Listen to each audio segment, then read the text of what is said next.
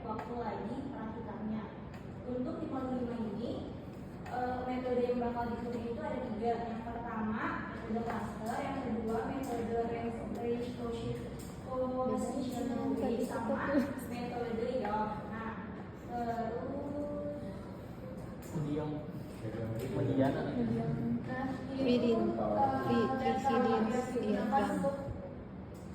untuk menghitung di modul 5 di data awalnya yang dibentukin yaitu presence diagram. Nah, presence diagram ini digunakan untuk menyelesaikan penggunaan metode keseimbangan lintasan.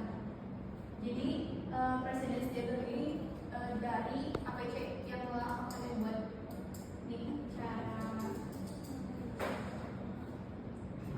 Jadi kita tuh bikin lagi dari APC teh jadi ini. Ada nggak tahu atau belum tahu. Belum ya.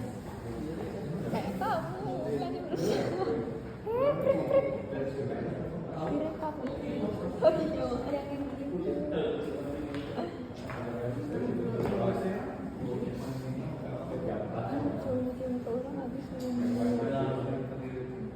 Aku kemarin keluar jimat. Cici enak sih tahu ya. Udah aku mau habis 2 botol cici. 27.000 dapat tuh nah, murah banget kan? Karena udah itu pokoknya itu karena ke sekolah. Sekolah mah ada tekstur itunya, tres, bulir apanya. Nah, itu pakainya jangan yang tutup hijau kan?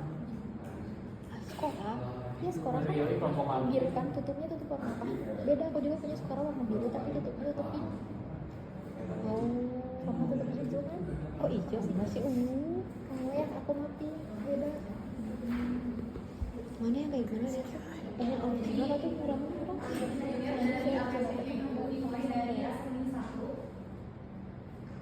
Nah, di presence diagram juga ada semen satu. Tapi untuk di presence diagram itu bukan ke bawah, melainkan ke pinggir. Ya, ke pinggir. Dari kiri ke kanan? Dari kiri ke kanan. Ya. Nah, ini tuh yang di atasnya itu waktunya didapatkan dari APC, tapi APC itu kan detik ya. Iya. Kalau misalnya di presence diagram itu menit. Nah, tapi untuk waktunya itu tergantung akang tetenya lagi, jadi bisa menit, bisa detik, menyesuaikan aja. Satuannya bebas kan? Ya, satuannya bebas. Kalau yang saya ini ini. Kamu salah. Oke, baik.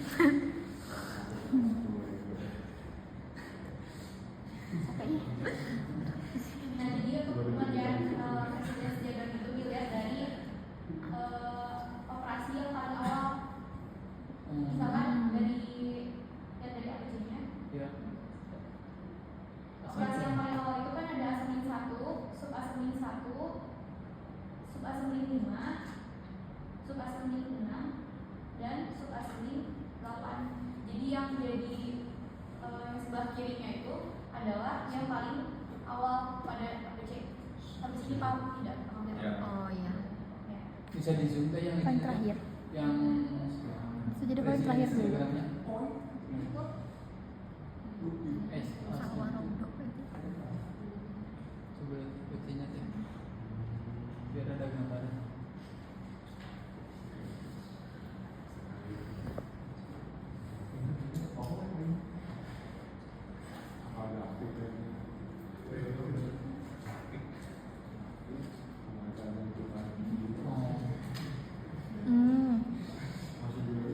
Dari yang teratas seperti sebenarnya. Berarti mirip-mirip kayak SP gitu ya teh? Cuma ini mah ada waktu. Maksudnya kayak kan ngejajar segitu ya. Ya nggak sih? Cuma kayak beda gitu, kayak APC ini SP kan dari APC. jadi bentuknya kan ke samping. Iya, kalau SPM kan ke bawah. Ya nggak sih? Tapi kan yang awalannya juga itu ke bawah dulu kan, di kiri. Enggak, jadi yang bawah itu tuh dari Berarti SA5 itu ada di A1, sama SA, sebelumnya SA1, SA5 tuh S95 ke bawah, Tres.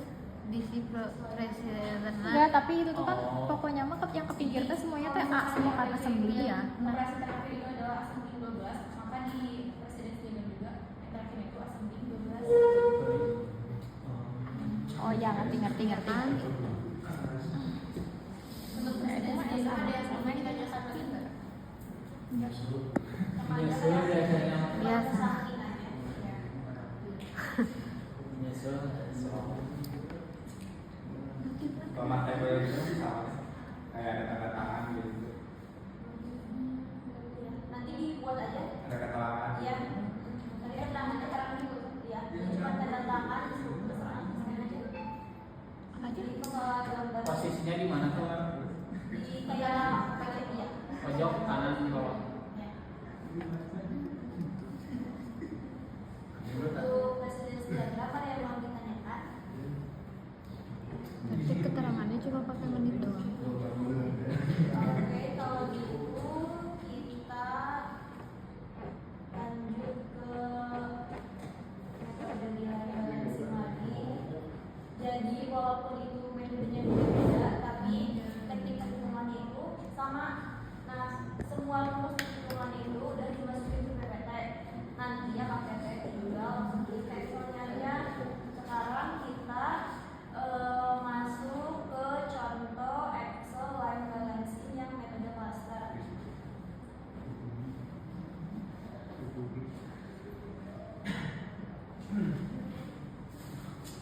Ini dia yang metode cluster.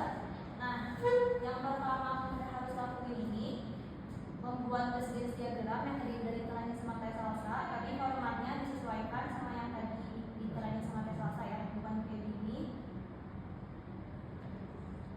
Nah, kan ada tuh di presiden diagram tuh kan ada waktu operasi yang paling lama. Kalau di sini contohnya pada operasi ke-10 ini waktunya itu 100 detik. Nah, berarti itu dijadiin waktu siklusnya. Buat di metode cluster ini, nih, lihat ya di waktu.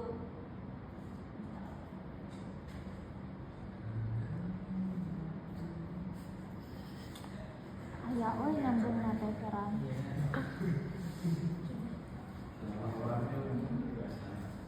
Ini dia waktunya mulai dari assembly 1 itu kan 8,16, kemudian lanjut 20,16, 48 dan 72 detik. Nah, yang tadi ini dari proses pertama sampai proses keempat itu masuknya workstation 1. Kenapa? Karena itu tuh enggak melebihin sama waktu siklus. Coba deh kalau misalkan dari yang assembly 1 sampai assembly 4 ini ditambahin sama waktu di assembly 5, nanti itu bakal melebihi dari waktu siklus, jadi nggak bisa. Makanya workstation 1 itu cuman sampai operasi keempat ya, cuman sampai 4 node aja. Total ini ada 76,48 detik. Nah, terus operasi atau node yang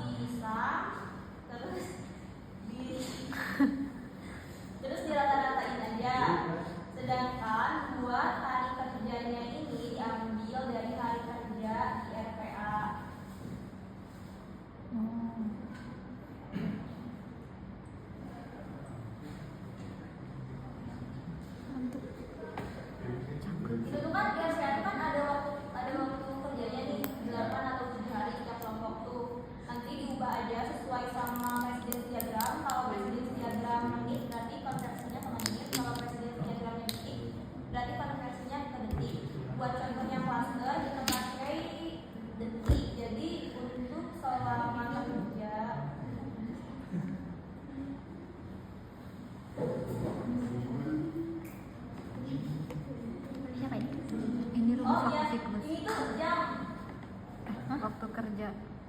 Konversinya dari jam ke detik. Oh. Ya, jadi total kan ada 8 jam, sehingga kalau detik itu ada 28.800, sedangkan rata-rata demandnya ini ada 5.974. Jadi buat WSG itu tinggal dibagi aja waktu kerja per detiknya selama 1 hari sama rata-rata demand PS itu. Terus waktu siklus yang waktu operasi kerja lama. Nah, buat beli stasiun kerjanya tinggal dibagi aja.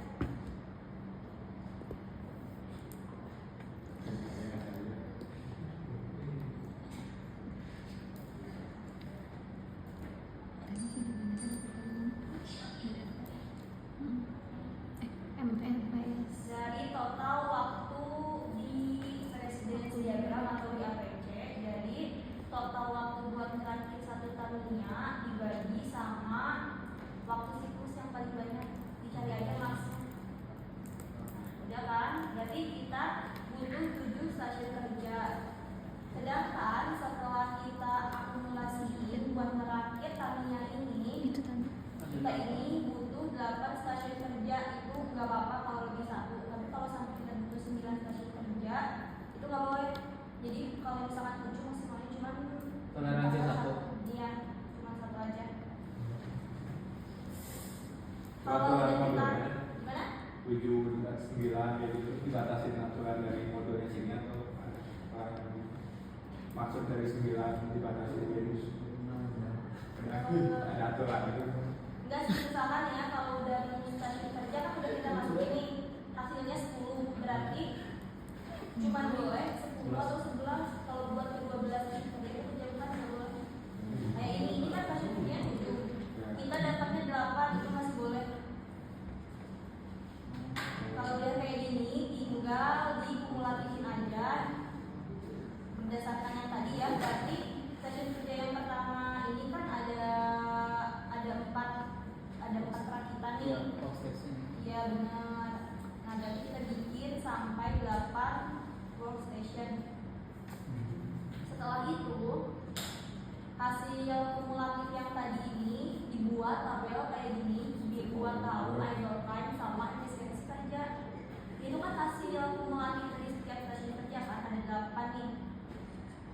Buat yang idle time, rumusnya ini dari waktu siklus yang 100 detik tadi dikurangi sama stasiun kerjanya, itu kita dapat idle time per stasiun kerja. Sedangkan untuk efisiensinya rumusnya ini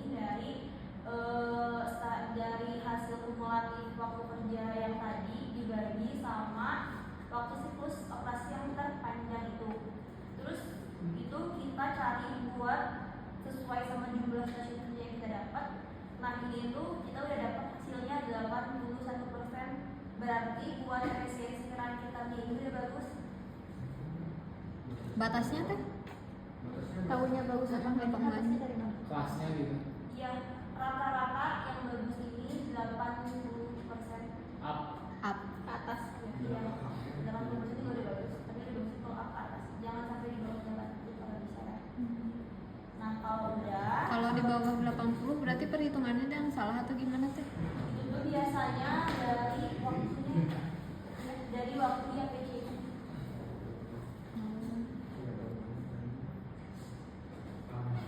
Nah, setelah kita tahu dari efisiensi stasiun kerjanya, jadi udah bagus nih 80%. Kita membuat efisiensi lintasan. Rumusnya ini sum dari kumulatif, dari sum dari waktu kumulatif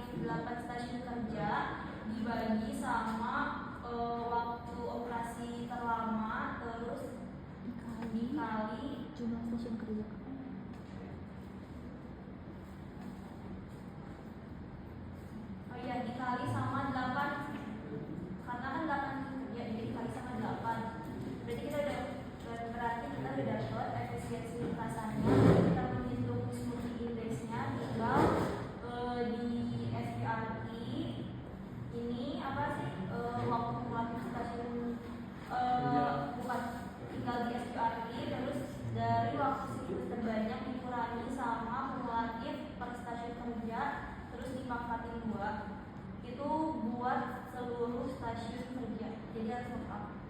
Nah terus kita bikin beres nilainya, rumusnya gitu dari total stasiun kerja dikaliin sama waktu siklus terlama, terus dikurangin sama waktu total, terus dibagi lagi sama total stasiun kerja dikali sama waktu siklus terlama dikali 100%. Nah nanti itu kan kita kan dibuat di 3 metode. Nanti di bab analisis hasil dibuat perbandingannya dari ketiga metode ini yang paling efisiensi itu yang mana? Itu dia.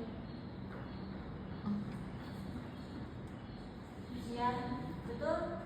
Yang efisiensinya tertinggi itu yang dipilih.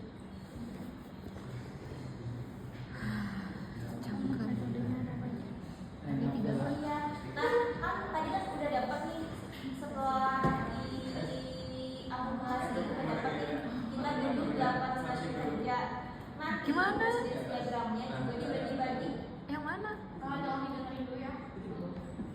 Nah, Kak. ini kan 8 stasiun kerja. Nanti di presentasi diagram ini dibagi-bagi. Ini yang pertama, kedua, ketiga, keempat, kelima, keenam sampai ke 8. Yang bertanya, untuk rumusnya semuanya ada di mana? Ada, tinggal dimasukin aja. Kalau ada rumus-rumusnya dia lah. Rumus dan jam. Terus diagram, lain balancing cuma sampai situ aja. Ada yang mau ditanya lagi? Berarti Cuma cuma 1 metode. Iya. Bedanya? Nah, bedanya yang klaster ini kan di kumulatifnya kan dari stasiun kerja yang pertama. Kalau yang RPW ini kita kumulatifnya dari yang paling bawah. Hasil yang klaster sama yang RPW biasanya sama. Kalau yang metode Modiong ini kita pakai pendekatan P sama F, jadi diurutin dari waktu kerja yang paling tinggi. Terus lihat nih, sebelum operasi 10 ini ada